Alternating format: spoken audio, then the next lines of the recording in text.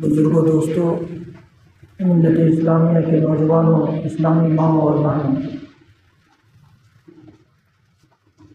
اللہ رب العالمین نے انسان کو اس قدر نعمتوں سے نوازا ہے کہ انسان ان نعمتوں کا شمار کرنا چاہے تو ممکن نہیں۔ وَإِن تَعُدُّوا نِعْمَةَ اللَّهِ لَا تُحْصُوهَا، اگر تم اللہ کی نعمتوں کو شمار کرنے بیٹھو تو شمار نہیں کر پاؤ گے۔ إِنَّ الْإِنسَانَ لَظَلُومٌ كَفَّارٌ، یقیناً انسان بڑا ظالم اور بڑا ناشکرا ہے۔ اللہ رب العالمین کی نعمتوں پر شکر گزاری سے نہیں آتی، اور شکر گزاری نہ آنے کی وجہ سے اللہ کی نعمتوں کی ناقدری اور اللہ کی نعمتوں کا بیجا استعمال، یہی ظلم ہے جو بڑا ظالم بنا بیٹھا ہے۔ ان الانسان لظلوم کفار، اللہ کی انسانوں کو عطا کی ہوئی نعمتوں میں سے ایک سب سے بڑی نعمت اولاد بھی ہے، اور اولاد کے تئیں اللہ رب العالمین کی شکر گزاری یہ ہے کہ جس طرح سے ہم یہ چاہتے ہیں کہ ہم اچھے رہیں اسلام کی نظر میں، اچھے رہیں اپنے رب کی نظر میں، اچھے رہیں انسانیت کی نظر میں، اسی طرح ہم اپنے بچوں اور اپنی اولاد کی تربیت کریں کہ وہ بھی اللہ کی نظر میں اچھے بن جائیں، ہماری شریعت کی نظر میں اچھے بن جائیں، اور انسانیت کی نظر میں بھی اچھے بن جائیں۔ ایک اچھا مسلمان وہی ہے جو ایک اچھا انسان ہو، کہ آپ دوسرے لفظوں میں یہ بھی کہہ سکتے ہیں کہ ایک اچھا انسان اچھا مسلمان ہوگا۔ اگر وہ اچھا مسلمان نہیں ہے تو اچھا انسان نہیں بن سکتا، اس لیے کہ یہ اللہ تعالیٰ نے انسان کو بنایا ہے، اور اللہ نے اسی انسان کو بنا کر اس کی فطرت میں شریعت اسلامیہ کو ڈالا ہے۔ لہٰذا اس فطرت سے جیسے ہی انسان ہٹے گا وہ انسانیت کے دائرے سے دور چلا جائے گا، جاتا چلا جائے گا۔ جتنا دور شریعت سے بھاگے گا اتنا ہی دور وہ انسانیت سے نکلتا چلا جائے گا۔ اسی سلسلے کی گفتگو چل رہی تھی۔ اللہ رب العالمین نے سورۃ التحریم میں فرمایا ہے کہ اے ایمان والو، اپنے آپ کو بھی اور اپنے اہل و عیال کو بھی جہنم کی اس آگ سے بچاؤ جس کے ایندھن انسان ہوں گے اور پتھر۔ اور جس طرح اللہ رب العالمین بھدے قسم کے، بھدی شکل کے، ڈراؤنی شکل کے فرشتوں کو مسلط کیے ہوگا۔ لا یعصون اللہ ما امرہم، وہ اللہ کے احکام کی نافرمانی نہیں کرتے۔ ویفعلون ما یؤمرون، اور جو کچھ انہیں حکم دیا جاتا ہے بجا لاتے ہیں۔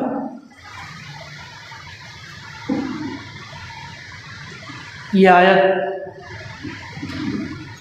اولاد کی تربیت میں، اہل و عیال کی نگرانی میں، اپنے گھر والوں کی دیکھ ریکھ میں، اپنے گھر والوں کو صحیح راستے پر چلانے میں ایک سنگ میل کی حیثیت رکھتی ہے۔ اور اس سلسلے میں نے پچھلے جمعوں میں آپ کے سامنے ایک حدیث رکھی تھی جس میں اللہ کے رسول صلی اللہ علیہ وسلم نے عبداللہ بن عباس رضی اللہ تعالیٰ عنہما کو چند نقطے اور چند تعلیمات سکھلائے۔ اس حدیث کو ذہن میں رکھیے تو یہ معلوم ہوگا کہ اللہ تعالیٰ نے اور رسول اکرم صلی اللہ علیہ وسلم نے ایک بچے کی تربیت کے تئیں سب سے پہلے عقیدہ، اللہ رب العالمین کے جو حقوق اس پر بنتے ہیں وہ اپنے ذہن میں رکھیں۔ اسی وجہ سے کہا جاتا ہے، اسی حدیث کو سامنے رکھتے ہوئے محدثین نے لکھا ہے کہ بچہ جب بولنے لگے تو اس کو پہلی بات جو سکھلائی جائے وہ لا الہ الا اللہ کی بات سکھلائی جائے، اللہ کی توحید کا کلمہ سکھایا جائے، اس کو سامنے رکھیے۔ اور پھر اللہ کے نبی صلی اللہ علیہ وسلم کی اس حدیث کو سامنے رکھیے جس میں اللہ کے نبی صلی اللہ علیہ وسلم فرماتے ہیں لقنوا موتاکم بلا الہ الا اللہ، اپنے مردوں کو یعنی مرنے والوں کو، مردوں کو تو تلقین نہیں کر سکتے، جو مرض الموت بستر مرگ پر ہیں ان کو تلقین کرو لا الہ الا اللہ۔ گویا ہماری پیدائش سے لے کر ہماری وفات تک لا الہ الا اللہ کی اہمیت ہے۔ یہ الگ بات ہے کہ ہم لوگ توحید کی گفتگو سے بور ہو جاتے ہیں، یہ الگ چیز ہے، لیکن توحید نہیں ہے ہماری زندگی میں تو ساری چیزیں رائے گا اور بیکار ہیں۔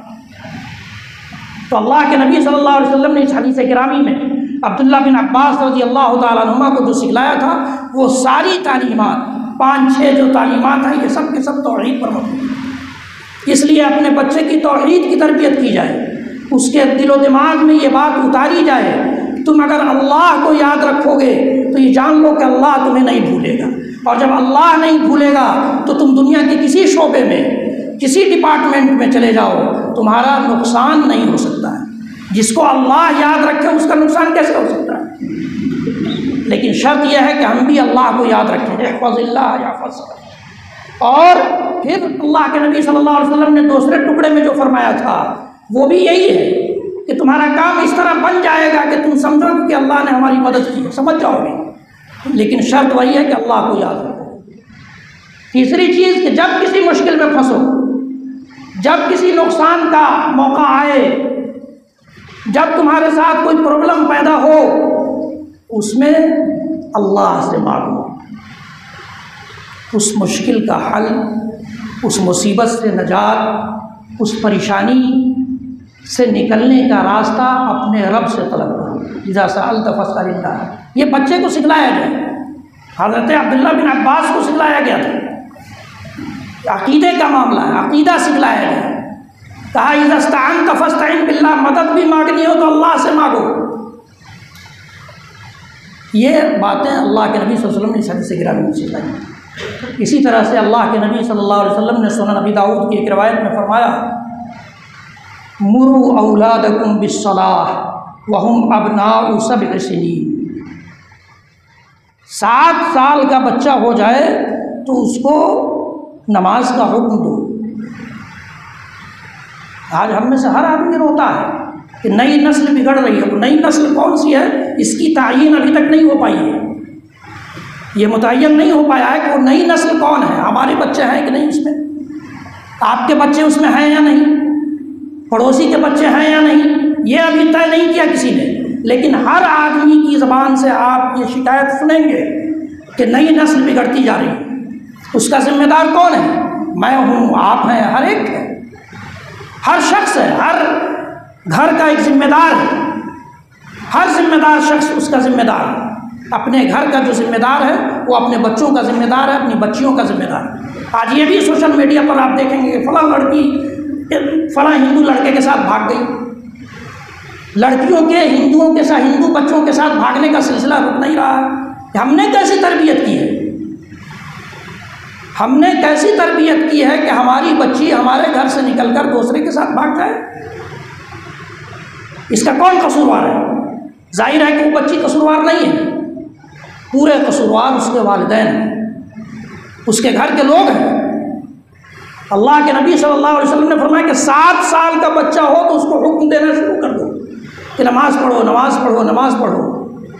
یہاں تو 60 سال کے ہو جاتے ہیں تو نماز کی توفیق ہمیں نہیں ملتی، 60 سال کے ہو جاتے ہیں تو ہمیں نماز کی توفیق نہیں ہوتی، کرسی لگا کر اپنے دروازے پر بیٹھے رہتے ہیں، اذان کی آواز آتی ہے لیکن نماز کی توفیق نہیں ملتی ہے، نہیں ملتی۔ اور اس کو ہمارے معاشرے میں جو الحمدللہ اسلام کا معاشرہ، آپ کسی کو کہہ دیجئے کہ آپ اسلام سے خارج ہیں، پھر دیکھیے کیا ہوتا ہے۔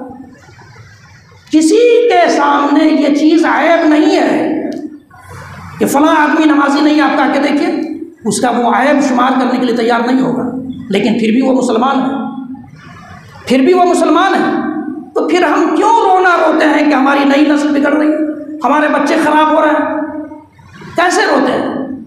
ہم دیکھتے ہیں اپنے ہی ارد گرد، بچہ چھوٹا ہے مسجد آ رہا ہے، جیسے جیسے بڑا ہوا اس پر رنگ چڑھنا شروع ہو گیا سماج کا، مسجد چھوڑ دیا اس نے۔ اس کا کون ذمہ دار ہے؟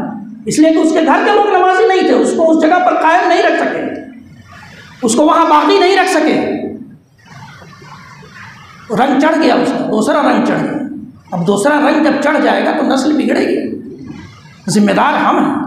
مروا اولادکم وہم ابناء سبع سنین، اللہ کے نبی صلی اللہ علیہ وسلم جن کو ہم پیشوا مانتے ہیں، جن کے نام پر ایک ایک جلسہ 30-30 لاکھ کا کرتے ہیں، اسی نبی نے یہ حکم دیا ہے۔ جس کے نام پر دیگے چڑھاتے ہیں اسی رسول کا حکم ہے، اسی رسول کی پیشوائی ہے، رہنمائی ہے، انسٹرکشن ہے، ہدایت ہے، پیغام ہے کہ مروا اولادکم وہم ابناء سبع سنین، اپنی اولاد کو 7 سال کی عمر سے ہی تم نماز کا حکم دینا شروع کرو۔ وَاضْرِبُوهُمْ وَهُمْ أَبْنَاءُ 10 اور جب وہ 10 سال کے ہو جائیں تو مارو بھی نماز کے لیے۔ 10 سال کے ہونے کے باوجود بھی نماز نہ پڑھیں تو مارو بھی۔ جب ہم نے 7 سال سے حکم نہیں دیا یا نہیں دے سکے، 10 سال پر ہم نے اس کو ایک آدھ تھپڑ لگایا بھی نہیں مسجد آنے کے لیے، تو اب 20 سال 25 سال تو وہ شراب ہی تو بیچے گا اور کیا کرے گا۔ 20 سال 25 سال کے بعد جب سماج کا رنگ اس پر چڑھ جائے گا، معاشرے میں جو معیشت اور فنانشیل پرابلم کا جو شکار ہے معاشرہ، اس میں جب وہ جائے گا، جھانکے گا، دیکھے گا کہ دوسرا بچہ شراب بیچ کر کے لاکھ پتی بن گیا، تو ہم کیوں نہیں؟ ہمارے اندر کیا کمی ہے؟ طاقت کی کمی ہے، ہمارے پاس بائک نہیں ہے، ہمارے باپ نے 1 لاکھ کی بائک نہیں خرید دیا، کیا معاملہ ہے؟ ہم کیوں پیچھے رہے اس دوڑ میں؟ وہ بھی اسی میں شریک ہو جاتا ہے، اس لیے کہ ہم نے اس کی تربیت نہیں کی تھی، اس کے دل میں، اس کے دماغ میں رب کی اہمیت کو نہیں ڈالا تھا۔ اپنی شریعت، جس شریعت کو ہم مانتے ہیں، جس شریعت کا پہلا کلمہ بچہ پیدا ہوتا ہے تو اللہ اکبر کی صدا لگا کر اس کے کان میں پہنچاتے ہیں، وہی آواز نکل جاتی ہے باہر اور پھر اس پر شیطانی غلبہ شروع ہو جاتا ہے۔ نہ تو ہم نے اس کے عقیدے کی صفائی کی، عقیدے کے معاملے میں اس کے دل و دماغ میں کوئی اہمیت ڈالی، اور نہ ہی عملی طور پر ہم اس کے ساتھ کچھ کر سکیں۔ مروا اولادکم وہم ابناء سبع سنین واضربوہم وہم ابناء 10 وفرقوہم فی المضاجع، اور 10 سال کے بچے ہو جائیں تو اپنے بستر سے، میاں بیوی اپنے بستر سے اس کو الگ کر دیں۔ وہ دوسرے روم میں سوئے گا، اس روم میں نہیں سوئے گا، اس لیے کہ اس کے اندر شعور آنا شروع ہو گیا ہے، بلوغت کی طرف وہ بڑھ رہا ہے۔ اسی وجہ سے صحابہ کرام کہتے ہیں کہ بچہ جب 10 سال 12 سال کا ہو جاتا تھا تو ہم لوگ روزے کی عادت ڈالنے کے لیے ان کو روزہ رکھواتے تھے۔ اللہ اکبر، روزے کی عادت ڈالنے کے لیے ان کو روزہ رکھواتے تھے۔ صحابہ کرام بھی اسی اسلام کو مانتے تھے جس کو ہم لوگ مان رہے ہیں۔ ہمارے اندر وہ اسٹینڈرڈ کیوں نہیں ہے؟ اس کا کون ذمہ دار ہے؟ اللہ کے نبی صلی اللہ علیہ وسلم نے یہ فرمایا کہ مروا اولادکم وہم ابناء سبع سنین واضربوہم وہم ابناء 10 وفرقوہم فی المضاجع، اور یہی اتنا نہیں، عملی طور پر بھی کر کے دکھایا۔ حضرت عبداللہ بن عباس ہی کی روایت ہے، عبداللہ بن عباس رضی اللہ تعالیٰ عنہ ہی کی روایت ہے، کہتے ہیں کہ میں ایک مرتبہ اپنے خالہ کے کمرے میں رہ گیا، چھوٹا سا بچہ تھا، اللہ کے نبی صلی اللہ علیہ وسلم کی زوجہ محترمہ، سارے مومنوں کی ماں حضرت میمونہ رضی اللہ تعالیٰ عنہ، جو عبداللہ بن عباس رضی اللہ تعالیٰ عنہما کی خالہ تھی، تاکہ میں نے وہیں رات میں رک گیا تو دیکھا کہ اللہ کے نبی صلی اللہ علیہ وسلم رات میں اٹھ گئے نماز کے لیے، تو میں بھی اٹھ گیا۔ اللہ، بچپن کی یہ زندگی ہے، یہ تربیت ہے۔ ہم مسجد بھیجتے ہیں تراویح میں ہنگامہ کرنے کے لیے، کوئی اس کو منع کر دے تو اس سے لڑنا شروع کر دیتا ہے۔ اللہ کے نبی صلی اللہ علیہ وسلم کی تربیت یافتہ حضرت انس رضی اللہ تعالیٰ کہتے ہیں کہ میں بھی اٹھ گیا، اور اللہ کے نبی صلی اللہ علیہ وسلم نماز پڑھ رہے تھے، میں بھی جا کر کے ان کے بائیں طرف کھڑا ہو گیا۔ جبکہ آپ جانتے ہیں، ہو سکتا ہے بہت سے لوگ نہیں بھی جانتے ہوں، کہ جب ایک آدمی ہو اس کے ساتھ نماز پڑھنا ہو آپ کو جماعت سے، تو امام بائیں ہوتا ہے، مقتدی دائیں طرف ہوتا ہے، اور وہ بائیں کھڑے ہو گئے۔ حضرت انس بچے تھے، ان کو نہیں معلوم تھا، وہ بائیں طرف جا کر کھڑے ہو گئے۔ اللہ کے نبی صلی اللہ علیہ وسلم نے اسی نماز کی حالت میں بچے کا کان پکڑ کر کے پیچھے سے لا کر کے اپنے دائیں طرف کر دیا۔ منع نہیں کیا، تم بچے ہو، ابھی آرام کرو، تمہارے عیش کی زندگی، ابھی تمہاری عیش کا مرحلہ ہے، تم بچے ہو، بچے کی کیا ضرورت ہے اس کی، تم آرام کرو۔ نہیں، پڑھنے دیا اس کو۔ یہ نبی کی تربیت تھی، اسی نبی کی جن کا نعرہ ہم لگاتے ہیں جلوس میں، جن کی رسالت کا کلمہ ہم نے پڑھا ہے۔ نعرے کو تو ہم نہیں مانتے، لیکن کلمہ تو ہم مانتے ہیں۔ اشہد ان لا الہ الا اللہ کے بعد اشہد ان محمد عبدہ ورسولہ، اسی رسول کا کلمہ ہے جس رسول نے یہ پیغام دیا ہے، تربیت کا یہ ڈھنگ سکھایا ہے، اس کو کون مانے گا؟ دوسری مخلوق آئے گی۔ اب پھر بھی ہم رونا روتے ہیں کہ ہماری نئی نسل بگڑ رہی ہے، ہمارے بچے نہیں سدھر رہے ہیں۔ کیسے سدھریں گے؟ ہم نے اپنے آپ کو سدھارنے کی کوشش کی، ہم نے اپنے آپ کو سدھارا، ہم نے اپنے رب سے قریب اپنے آپ کو کیا، اپنے رب سے اپنے بچوں کی اصلاح طلب کی۔ بہت پہلے میں نے اسی ممبر سے کہا تھا آپ کو سورۃ الاحقاف کی اس آیت کے سلسلے میں جس میں اللہ کے نبی صلی اللہ علیہ وسلم، جس میں اللہ تعالیٰ نے فرمایا ہے کہ وَوَصَّيْنَا الْإِنسَانَ بِوَالِدَيْهِ إِحْسَانًا حَمَلَتْهُ أُمُّهُ كُرْهًا وَوَضَعَتْهُ كُرْهًا وَحَمْلُهُ وَفِصَالُهُ 30 شهرًا حَتَّى إِذَا بَلَغَ أَشُدَّهُ وَبَلَغَ 40 سَنَةً۔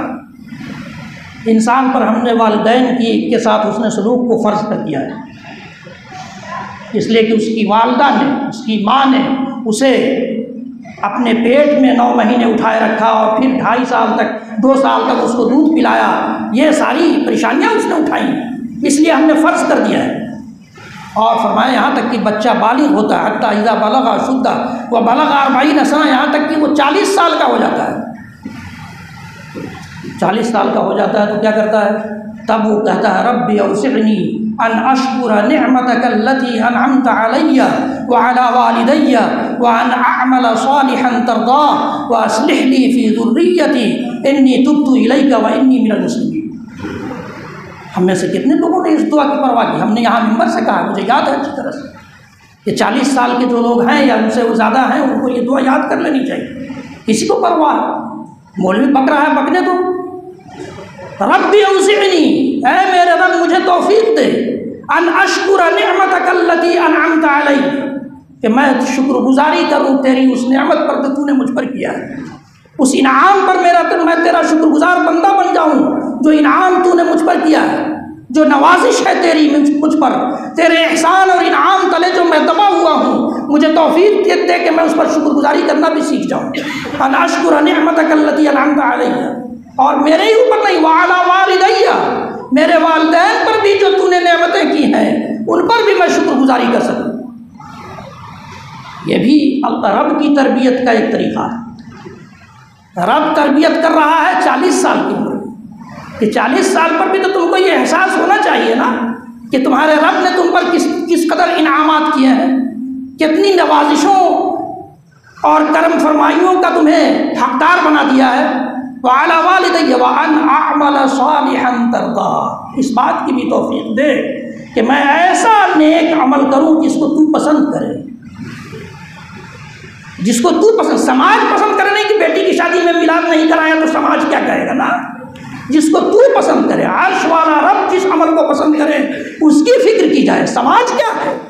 میں نے بار بار اسی ممبر سے آپ کو کہا ہے کہ سماج تو آپ سے یہ بھی پوچھنے نہیں آتا کہ تم نے ایک وقت کی روٹی کھائی یا نہیں کھائی، آج بھی یہی یاد ہے۔ اس سماج کے جال میں آپ پھنسے ہیں، ہم پھنسے ہیں۔